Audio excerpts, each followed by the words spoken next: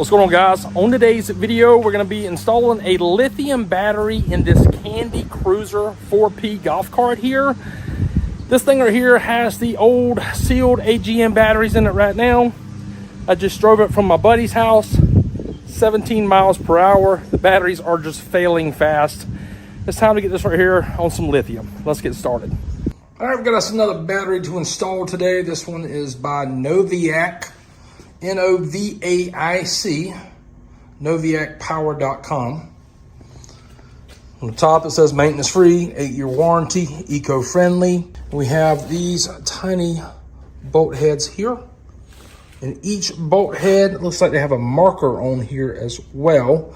I guess when they were assembling it, they put those on there.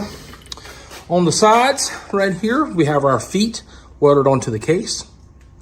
We have a vent here, your charger, your screen, and your switch. And you got some clear covers for your negative and your positive.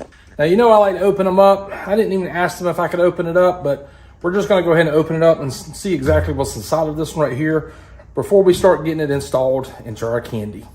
So all of these screws here, it took a 7mm socket to remove them, and they actually have Loctite on there. It's the first battery I've seen with Loctite. I got it in my hands. I was wondering why it was all sticky, so that's what it is. We got all the bolts removed here. Let's go ahead and remove the top and see exactly what's inside of this battery here.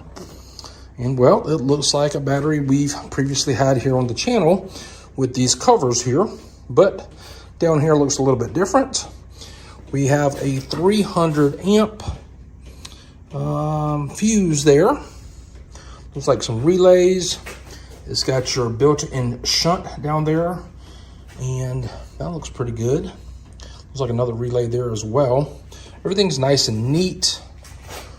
Looks like the BMS is down there with those wires going into the side there. Let me put that over here. Let's pull these covers, can we?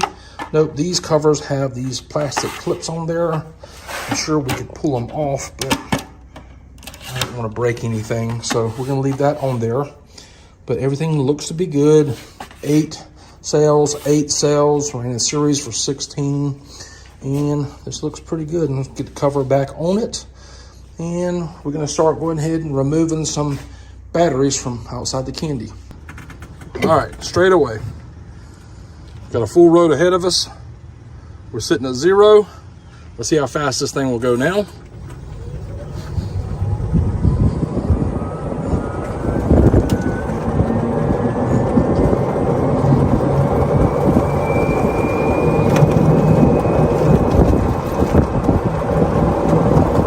Still topping out at 25 miles per hour.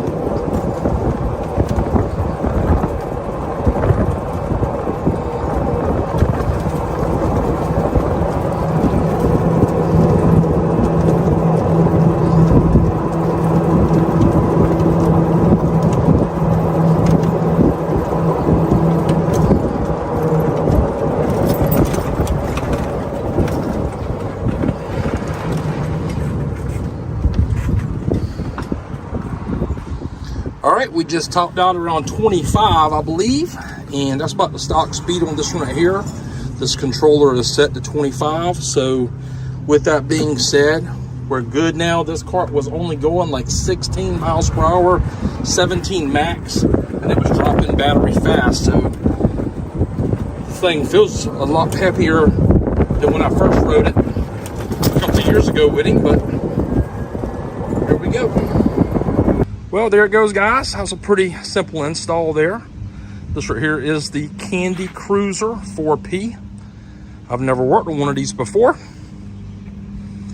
I'm glad we were able to use the stock receptacle here for the charger.